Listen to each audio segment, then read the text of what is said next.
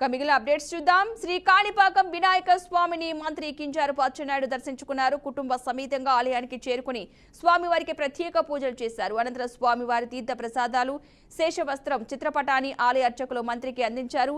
ఈ కార్యక్రమంలో Chittoor MLA Gurazala Jaganmohan, chairman Katari Hemalatha, ఆలయ ఏఈఓ రవీంద్రబాబుతో పాటు పలువురు అధికారులు పాల్గొన్నారు.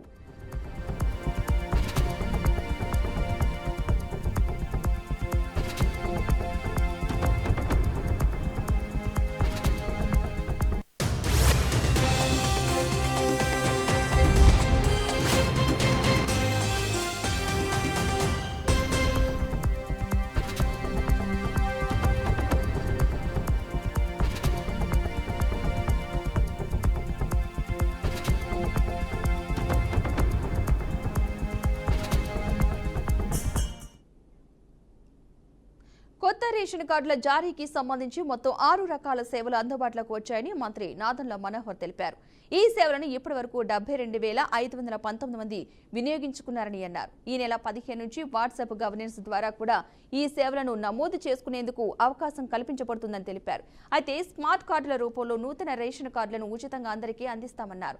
ఈ కేవైసీ తప్పనిసరిగా నమోదు చేయాలని సుప్రీంకోర్టు జారీ చేసిన ఆదేశాల మేరకు నూతన కార్డుల జారీకి అవకాశం లేకుండా పోయిందన్నారు.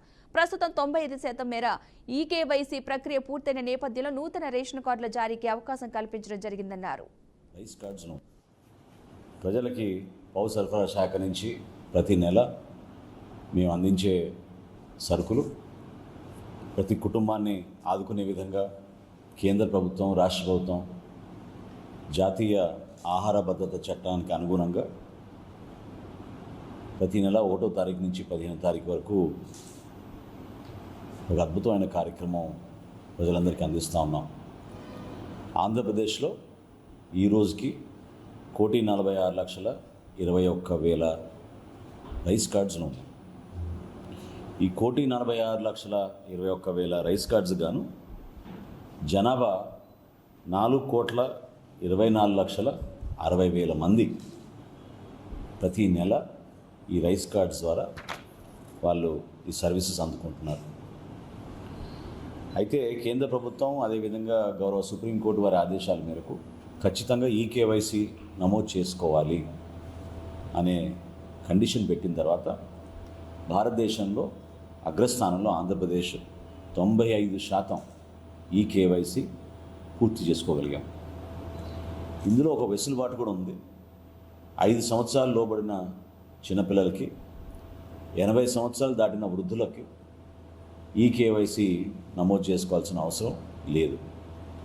మాకు వచ్చిన అంచనాల మేరకు ప్రస్తుతం సుమారు 6,32,000 మంది ఆ విధంగా ఉన్నారు. కాబట్టి వాళ్ళు కూడా అర్హులుగానే మేము తీసుకుంటాం.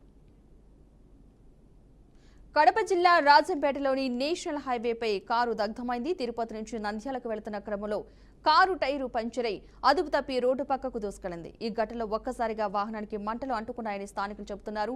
ప్రమాద సమయంలో కారులో 3 మహిళలు, 2 పురుషులు ఉన్నారని వారందరినీ కాపాడినట్లుగా చెప్పారు. ఘటనా స్థలానికి చేరుకున్న పోలీసులు కేసు నమోదు చేసి దర్యాప్తు చేస్తున్నారు.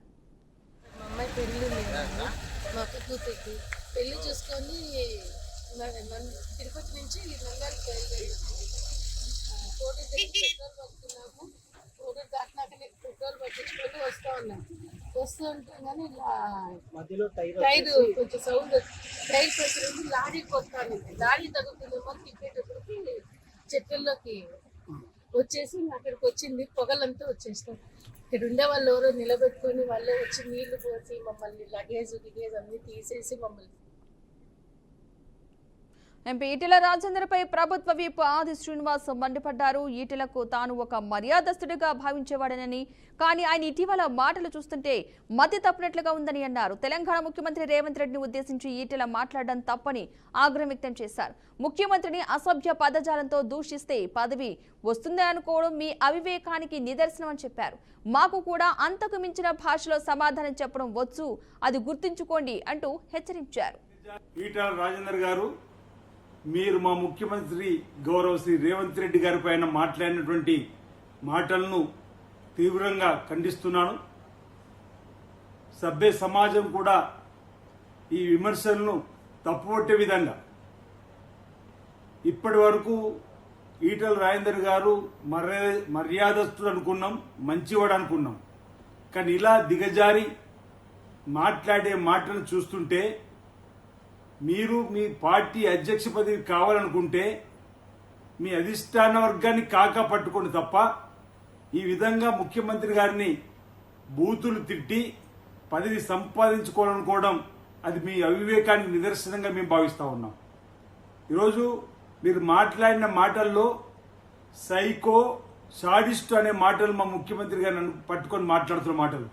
మేము మాట్లాడితే అంతకు మించి మాట్లాడడానికి ఈరోజు మా దగ్గర కూడా పదాలు ఉన్నాయి. జాగ్రత్తగా మాట్లాడాలి.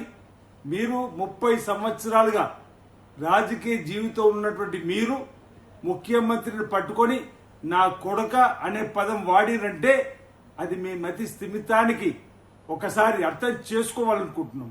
మీరు ముఖ్యమంత్రి గారిని తిడుతూ పదవి సంపాదించుకుంటూ మీకు పదవి వేస్తుంది తప్ప ప్రజలలో పలిచినైపోయేటువంటి మాటలు. ఇప్పటి వరకు మీపై ఉన్నటువంటి ఒక మంచి అభిప్రాయాన్ని నిన్నటి మాటలతో మీరు పోగొట్టుకున్నటువంటి వైనాన్ని గమనించమని కోరుతున్నాం. 30 సంవత్సరాల రాజకీయాల్లో ఉండి మీరు మాట్లాడవలసినటువంటి భాషనే అంటున్నా. ఈ దిగజారుడు భాషను ఇకనైనా మానుకోవాల్సిందిగా ఈ సందర్భంగా మేము మా వైపు నుంచి తెలియజేస్తూ, ఈరోజు హైడ్రా పేద ప్రజల భూములు రక్షిస్తుంది, చెరువులు రక్షిస్తుంది. బీజేపీ ఎంపీ ఈటెల రాజేందర్ కు TPCC working president Jaggareddy mass warning ఇచ్చారు. సీఎం రేవంత్ గురించి గాని, కాంగ్రెస్ పార్టీ గురించి గాని లూజ్ కామెంట్స్ చేస్తే నర్రి రోడ్డులో బట్టలు ఒడిదీసి గుంజీలు తీయిస్తామంటూ హెచ్చరించారు. ఈ ఈటెల పాగల్గాడు అయిండు అంటూ బ్యావకూఫ్ చేష్టలు చేస్తున్నాడంటూ కూడా మండిపడ్డారు. ఇప్పటికైనా తన నల్లికుట్ల రాజకీయాలు మానుకోవాలని హితవు పలికారు. మల్కాజ్గిరి నియోజకవర్గ ప్రజల సమస్యల గురించి ఈటెల ఏనాడు మాట్లాడలేదని జగ్గారెడ్డి ధ్వజమెత్తారు. కాంగ్రెస్ పార్టీ ముఖ్యమంత్రి, నేను అందుకే ముందే చెప్పిన, ఇది ఈటెల రాజేందర్ బగర్ సబ్జెక్టులో ముఖ్యమంత్రి రేవంత్ రెడ్డి గారికి మాట్లాడింది కాబట్టి నేను కూడా బగర్ సబ్జెక్టులోనే ఈటెల రాజేందర్ తిట్టాలనే ప్రెస్ మీట్ పెట్టిన, తిట్టనికనే పెట్టిన ప్రెస్ మీట్. వాడు ఒక మెంటల్ అయిపోయాడు, వాడు ఏం మాట్లాడుతున్నాడో తెలుస్తుంది ఈటెల రాజేందర్కి. అందుకే ఆయన పాగలగాడయ్యాడు, బేకూఫ్ చాతాలు చేస్తున్నాడు ఈటెల రాజేందర్. నువ్వు మళ్ళొకసారి కాంగ్రెస్ పార్టీ ముఖ్యమంత్రి రేవంత్ రెడ్డిని కానీ, కాంగ్రెస్ పార్టీ నాయకులను కానీ, మంత్రులను కానీ ఇట్లా మాట్లాడితే నీ నడి రోడ్డు మీదనే నిలబెట్టి గుంజీలు తీపిస్తాం నేను అందుకే. శ్రీలంకలో ఘోర రోడ్డు ప్రమాదం జరిగింది. సెంట్రల్ ప్రావిన్స్ లోని కోట్మలేలో బస్సు కొండపై నుంచి కిందకి పడింది. ఈ ఘటనలో 21 మంది మృతి చెందారు. మరో చాలా మందికి గాయాలైనట్టుగా తెలుస్తుంది. విషయం తెలుసుకున్న పోలీసులు ఘటనా స్థలాన్ని పరిశీలించారు. క్షతగాతులను ఆసుపత్రికి తరలించారు. తొలుత 8 మంది చనిపోగా ఆసుపత్రిలో 3 చనిపోయారు. మృతుల్లో 5 పురుషులు కాగా 6 మహిళలు ఉన్నట్లుగా తెలుస్తోంది.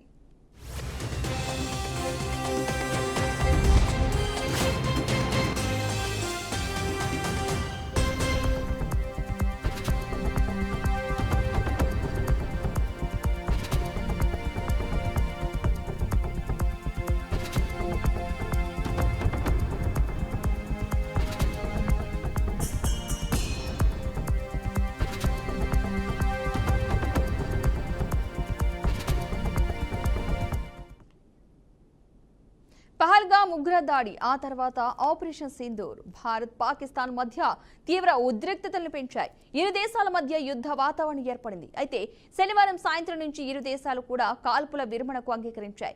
2 దేశాల మధ్య కాల్పుల విరమణను ప్రపంచ దేశాలు స్వాగతించాయి. కొత్త పోప్గా బాధ్యతలు తీసుకున్న pope Leo 14 America cardinal Robert Prevost Bharat Pakistan మధ్య కాల్పుల విరమణను స్వాగతించారు. శాశ్వత శాంతి కోసం ఆశిస్తున్నట్లు వెల్లడించారు.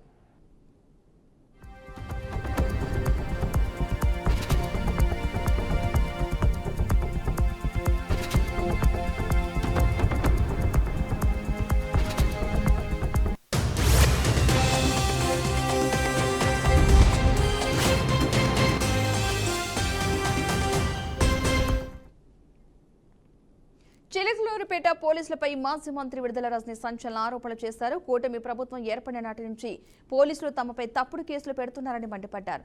తన మరిదిపై తప్పుడు కేసు కట్టి జైలుకు పంపారని అన్నారు. తమ మామపైన తప్పుడు కేసులు పెట్టారని ఆమె ఆవేదన వ్యక్తం చేశారు. జంగాలపల్లి గ్రామంలో వైఎస్ఆర్సీపీ నాయకుడు సీతారామరెడ్డిని పరామర్శించి వస్తున్నప్పుడు పోలీసులు అమానుషంగా ప్రవర్తించారని రజనీ ఆరోపించారు. తమ అనుచరుడు శ్రీకాంత్ రెడ్డిని అరెస్ట్ చేస్తూ తనపై దౌర్జన్యం చేయడంతో పాటు కారులోంచి కిందికి లాగే ప్రయత్నం చేశారని అన్నారు. కూటమి ప్రభుత్వం అధికారంలోకి వచ్చిన దగ్గర నుంచి చూస్తూ ఉన్నారు. నేను ఒక ధర్నాకి వెళ్ళి ధర్నాలో మేము మా క్యాడర్ పార్టిసిపేట్ చేస్తే మా మీద కేసు కడతారు. ఇంట్లో ఉన్నటువంటి మా మామయ్య గతంలో కూడా చెప్పాను, దాదాపు 80 సంవత్సరాల వరకు ఉంటాడు. ఆయన మీద కేసులు కట్టారు. ఈ రోజున మా మరిది జైల్లో ఉన్నాడు. నా మరిది జర్మనీలో ఉంటే అతని మీద కూడా కేసులు కడతారు. ఒక 3 రకాల కేసులు ఎంచుకున్నారు. కత్తి చూపించడం, ఎక్స్టార్షన్ కేసు, కట్టుకదల్లి కేసులు పెడుతున్నారు. ఏదైనా బ్రైబ్ అని చెప్పి అదొక కట్టుకదల్లి ఒక కేసు పెడుతున్నారు. లేదా ఇక ఎవరినో ఏదో అన్నారని జెంట్స్కి అయితే ఒకలాగా, ఇంకొకలాగా ఎస్సీ ఎస్టీ కేసులని, ఇంకోటని రకరకాలుగా కదలల్లి ఈ రకమైనటువంటి కేసులతో ఇక్కడ చిలకలూరుపేటలో వైఎస్ఆర్ కాంగ్రెస్ పార్టీ సంబంధించినటువంటి నన్ను కానీ, మా ఫ్యామిలీ మెంబర్స్ కానీ, ఇక్కడ ఉన్నటువంటి మా ఫాలోవర్స్ అందరినీ కూడా ఏ విధంగా వేధిస్తున్నారు అనే దానికి నిదర్శనమే ఈరోజు ఈ అరెస్ట్ను కూడా మీరు చూడాల్సినటువంటి అవసరం ఉంది. ఇంత దారుణంగా ఒక అరెస్ట్ చేస్తారనే దానికి ఈరోజు రాష్ట్ర ప్రజలందరూ కూడా చూస్తున్నారు, మీడియా వాళ్ళు కూడా చూస్తూ ఉన్నారు. చాలా మంది ఏంది ఇట్లా చేస్తున్నారని చెప్పేసి, ఏంది ఇట్లా చేస్తున్నారు, మరి ఇంత మితిమీరిపోయారు, ఏంటిది, ఏం ద్రోహం చేసే, ఏంటి అసలుకి మనం చేసిన తప్పేంటి? వైఎస్ఆర్ కాంగ్రెస్ పార్టీని నమ్ముకొని ఉన్నందుక, వైఎస్ఆర్ కాంగ్రెస్ పార్టీని అభిమానిస్తున్నందుక వీళ్ళ మీద మా ఫాలోవర్ అయినటువంటి శ్రీకాంత్ రెడ్డిని తీసుకువెళ్ళడానికి వచ్చాము అని చెప్తా ఉన్నారు. ఏం కేసు ఏంటి అని చెప్పి మాట్లాడుతూ నేను కారెక్తాను. ఏం కేసు ఏంటంటే ఏవో కేసులు ఉన్నాయి, చెప్పాలా మీకు? ఉన్నాయి, కేసులు ఉన్నాయి, ఎఫ్ఐఆర్లు ఉన్నాయి, ఇంకేవో ఉన్నాయి, మేము తీసుకెళ్ళాలి, అరెస్ట్ చేయాలి అని చెప్పి మాట్లాడుతుంటాం. సరేనండి, అలా ఏమన్నా ఉంటే మేమందరం కూడా వస్తాము, మా నాయకులందరూ కూడా ఉండి మేమందరం కూడా వస్తాము. ఏం కేసు ఏంటి దాని వివరాలు ఇవ్వండి, ఖచ్చితంగా అట్లాంటిది ఏమన్నా ఉంటే ఖచ్చితంగా వస్తాం. మీరు ఇప్పటి వరకు ఎన్ని అరెస్టులు చేయలేదు, చిల్లూరుపేట నియోజకవర్గంలో ఎంతమందిని జైలు పాలు చేయలేదు. మీరు చేసేవి ఎక్కడ కూడా మీరు చేయాల్సినటువంటి ఇల్లీగల్ కేసులు మీరు కట్టారు, మీరు చేయాల్సినటువంటి అరెస్టులు చేశారు, జైలుకి ఇవ్వాల్సినవి మీరు చేస్తానే ఉన్నారు, మేము కూడా చూస్తానే ఉన్నాం. ఈ రోజున స్పెసిఫిక్గా ఏంటండి, కారణం ఏంటి, ఏం ఎఫ్ఐఆర్ ఉంది, దేని తాలూకా అని మేము డీటెయిల్స్ ఇవ్వండి, ఖచ్చితంగా మేము సహకరిస్తామని మాట్లాడుతుంటే సుబ్బనాయుడు గారు తను ఒక సిఐ అనేది కూడా పక్కన పెట్టి ఒక టీడీపీ కార్యకర్త మాదిరిగా ఏ విధంగా కూడా అక్కడ ఒక మహిళనని, ఒక మహిళా మంత్రిగా పనిచేశాను గతంలో అని, ఇక్కడ శాసనసభ్యురాలుగా కూడా పనిచేశాను అనేటువంటి విషయాన్ని పూర్తిగా కూడా పక్కన పెట్టి నన్నే థ్రెటనింగ్ చేస్తూ ఆఖరికి ఏ విధంగా కూడా తను మీరందరూ కూడా చూశారు, ఆ వీడియో అందరూ చూశారు, ఏ విధంగా మీదకి వచ్చి నా కారు దగ్గర నేను ఉంచిన, నా కారు నేను ఎక్కుతుంటే నా సీట్లో ఉంచి తను నన్ను అక్కడి నుంచి అసలు ఏం పదాలు వాడాలో కూడా మనకు. ఆపరేషన్ సింధూర్పై భారత సైన్యం కీలక ప్రకటన చేసింది. ఈ మేరకు మరోసారి త్రివిధ దళాలు మీడియా ముందుకు వచ్చాయి. ఈ నెల 8, 9 తేదీలో రాత్రి 10:30 గంటల నుంచి భారత్లోని పలు నగరాలపై పాకిస్తాన్ డ్రోన్లతో దాడికి ప్రయత్నించిందని త్రివిధ దళాధిపతులు తెలిపారు. పాక్ దాడులను భారత్ సమర్థంగా తిప్పికొట్టిందని చెప్పారు. పెహల్గాం దాడి తర్వాత ఇక ఊరుకోవద్దని బలమైన సమాధానం చెప్పాలని నిర్ణయించామన్నారు. పీఓకేలోని ఉగ్ర శిబిరాలను క్షుణ్ణంగా ఎంపిక చేసి టార్గెట్ చేశామని, 2 ఉగ్ర సంస్థల శిబిరాలను ధ్వంసం చేశామని పేర్కొన్నారు. పౌరులు, సైనిక శిబిరాలను టార్గెట్ చేయలేదని, కేవలం ఉగ్ర స్థావరాలనే ధ్వంసం చేశామని త్రివిధ దళాధిపతులు వెల్లడించారు. Robust air defense posture, because remember, our objective was to target the terrorist and terrorist infrastructure, not any other infrastructure, not the Pakistani military, not the Pakistani any other infrastructure. So that is what we have maintained on the 7th of May. However, what we saw in the evening of 7th of May, we were saturated with a raid of Pakistani unmanned aerial vehicles and small drones. And these came in waves in our civilian areas, over our military installations, and all of them were successfully intercepted. Few of them did manage to land. However, there was not much damage that they did. And we have our robust The often stated determination of India and its intolerance to terror. It set into motion a very diligent and microscopic scarring of the terror landscape across the borders and the identification of terror camps and training sites. The locations that emerged were numerous, but as we deliberated more, we realized that some of these terror hubs were now bereft of any presence and had preemptively been vacated, fearing retribution from us. There was also a term of reference and our own binding, self-imposed restriction to target only terrorists and thus prevent collateral damage. There were 9 camps that you are now all familiar with, which were confirmed by our various intelligence agencies to be inhabited. Some of these were in POJK, while there were others that were located in the Punjab province in Pakistan. Nefarious places such as Muridke, the hub center of the Lashkar-e-Taiba, has over the years bred infamous characters. As you are aware, our response has been measured, proportionate, non-escalatory, and responsible from day one.